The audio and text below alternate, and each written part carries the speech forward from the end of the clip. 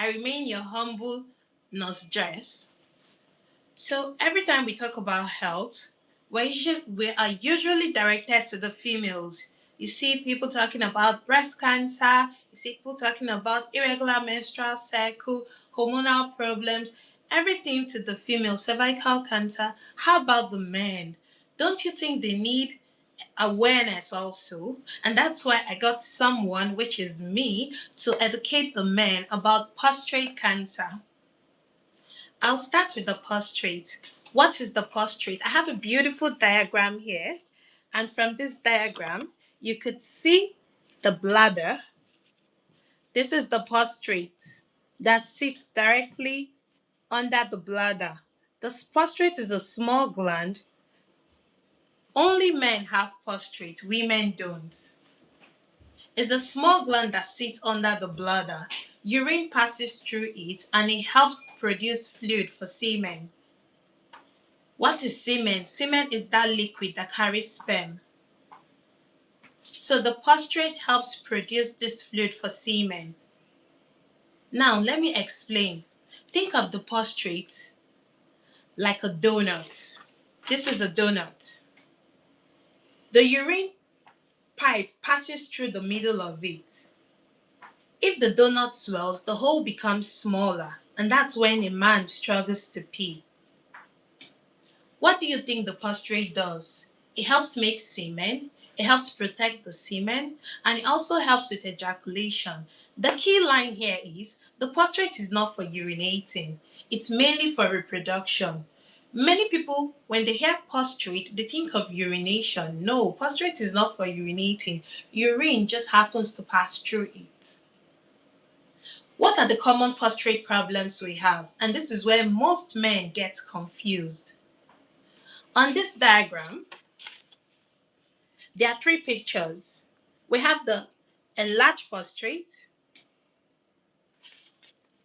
If you can see, we have prostatitis and we have prostate cancer. As men grow older, the prostate naturally grows. This doesn't mean the man has cancer.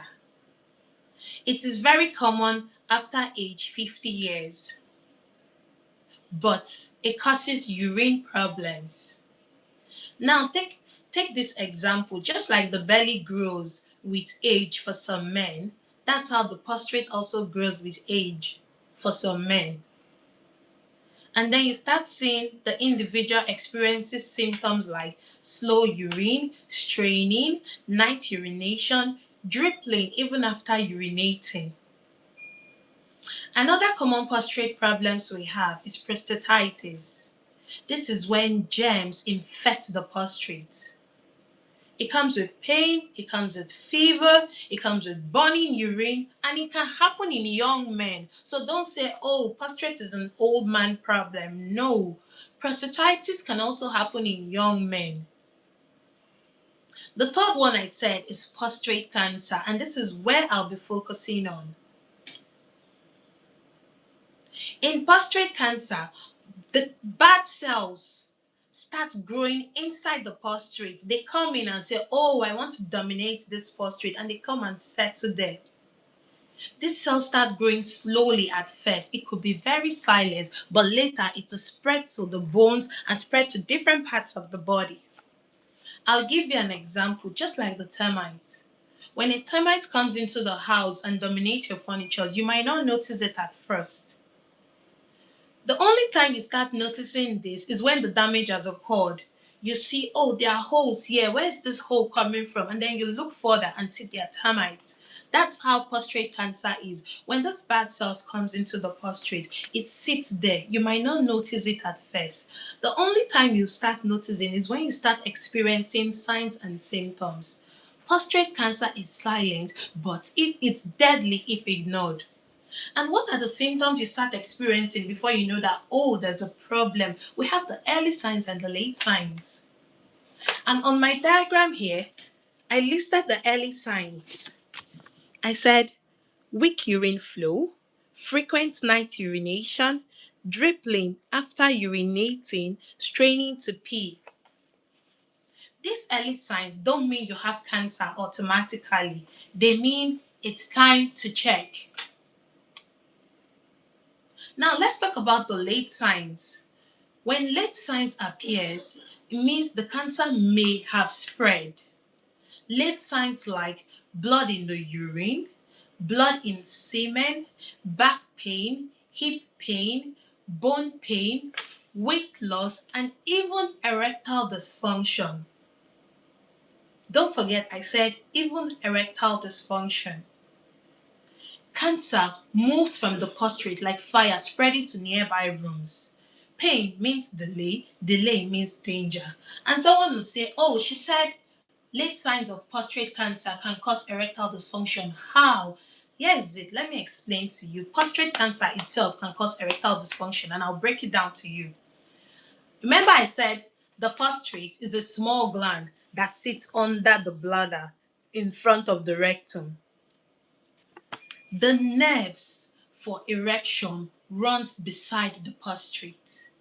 The blood vessels needed for erection runs close to the prostate. In my last life, I spoke about erectile dysfunction. If you were present, you would understand what I'm talking about. So anything that affects the prostate can easily affect erection. In the early stage, prostate cancer may not cause erectile dysfunction directly. Many men have normal erection at first, but in the advanced stage, the cancer may press on the nerves. In my last class, when I spoke about erectile dysfunction, I said an erection starts in the brain. When a man is aroused, sorry, I'm just taking up back because I want to recap. When a man is aroused, either by attraction, by touch, or by thoughts, the brain sends a message through the nerves and say, oh, nerves, go tell the man it's time for an erection to occur. So the nerves is the middleman. He goes to the brain, picks that message and takes it. That's when you see blood flows happening and then the man gets an erection. I said, if the cancer presses on the nerves, that nerve becomes useless because even if the man needs an erection, the brain is sending the message that, oh, you need to have an erection, and the nerves is just standing looking because it's useless. So that's when I say prostate cancer can also cause erectile dysfunction. That's when you start seeing someone having pain, fever, fatigue, and hormonal changes can also reduce sexual function. Now let's go back to prostate cancer. Why early detection saves lives?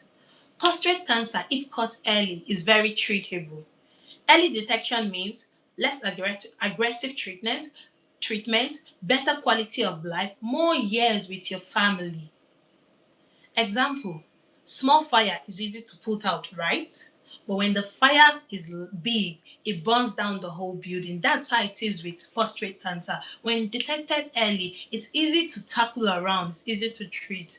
But then, when those bad cells are dominated, it becomes hard, it becomes difficult. That's the relationship between the fire and the prostate cancer. Who are those that should screen for prostate cancer? Men age 40 and above if you have a family history of prostate.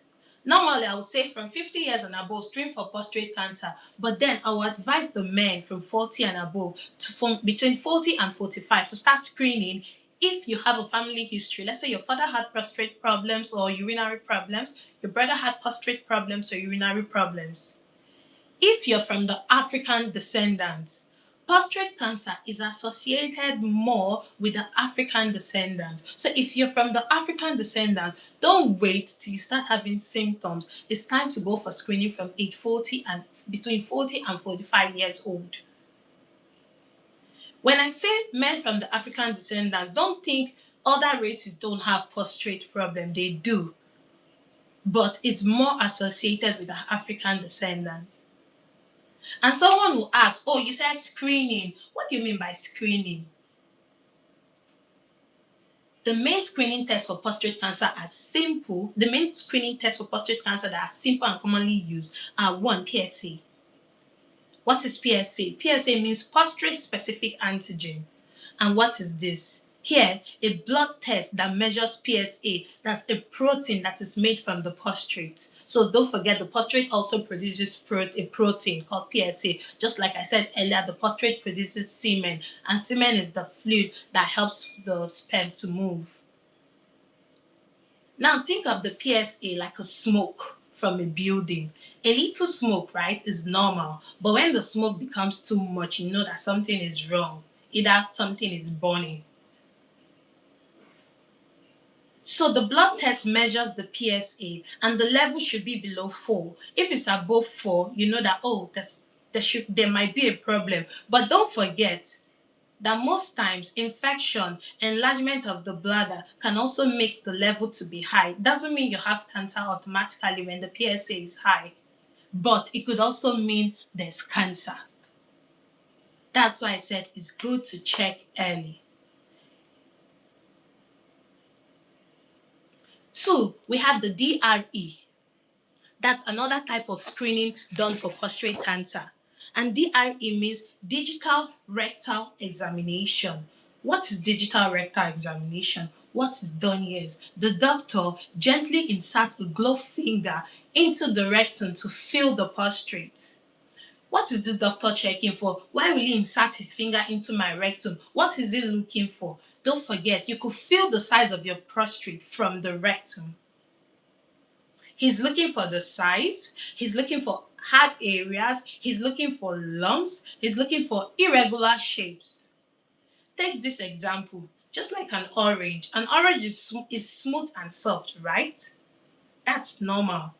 But when the orange becomes hard, bumpy, irregular, you won't want to take such orange. You say, oh, what kind of orange is this? You go for the smooth ones, right? That's how it is with the prostate. It has its own size. It shouldn't be lumpy. So when your doctor inserts, he's actually looking, oh, is the size normal? Is it lumpy? Is the shape irregular? Are there hard areas?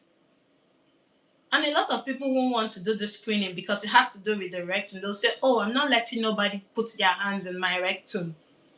Don't forget, this screening is very quick and is not as painful as most people think it is. We also have MRI of the prostate. Here, this locates suspicious areas where there are abnormal cells, and then a prostate biopsy is being done. Most times, when a prostate biopsy is about to be done, an MRI is done first, and the reason for that MRI is to locate whether foreign cells are. So when a prostate biopsy is being done, you know where you're going to directly. A prostate biopsy is when your health professional uses an instrument to gently pick out the cell and test it to know if it's cancerous or not. And don't forget, I said screening starts from 50, but if you have if you're from the African descendant or you have a family history of prostate cancer, then start from 40 and between 40 and 45 to start screening. And someone will say, oh, are there any treatment for prostate cancer? You've spoken about the early signs, you've spoken about the late signs, you've spoken about the screening. Oh, my uncle, my father, my brother already has prostate cancer. What can be done? Well, there are some treatments. We have the radiation therapy. And radiation therapy, this uses high energy rays to kill the cancerous cells. It's 50-50. It could work, it might not work. So we have the chemotherapy. Chemotherapy is a combination of medication that kills fast-growing cancer. So one uses high energy rays. The other is a combination of medication. They both work to kill the fast-growing cancerous cells. We also have surgery, and most times a radical prostatectomy is being done. And what's that? Is the entire prostate is being removed. Treatment of prostate cancer is personalized. Two men with prostate cancer may receive completely different treatment. Mr. A has prostate cancer. Mr. B has prostate cancer. How come they are not going for the same treatment? How come one is okay and the other is still down? It depends on how early you detect and how quick you acted on it. That's why I said treatment of prostate cancer is personalized. Two men with prostate cancer may receive completely different treatment. Many men live long, full lives even after prostate cancer treatment. And I would say early diagnosis offers more options, fewer complications, and better quality of life. So To conclude this, I would say your manhood is not defined by fear, it's defined by your responsibility. Checking your posture doesn't make you weak.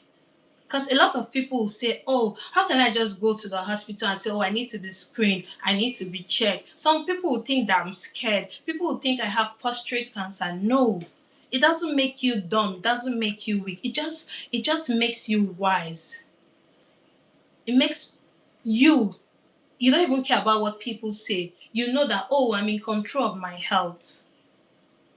So I would say take control of your health today for yourself and for your family and for a better tomorrow. Thank you all for coming. Thank you all for listening. Thank you all for supporting. And I'll be back again for more health awareness.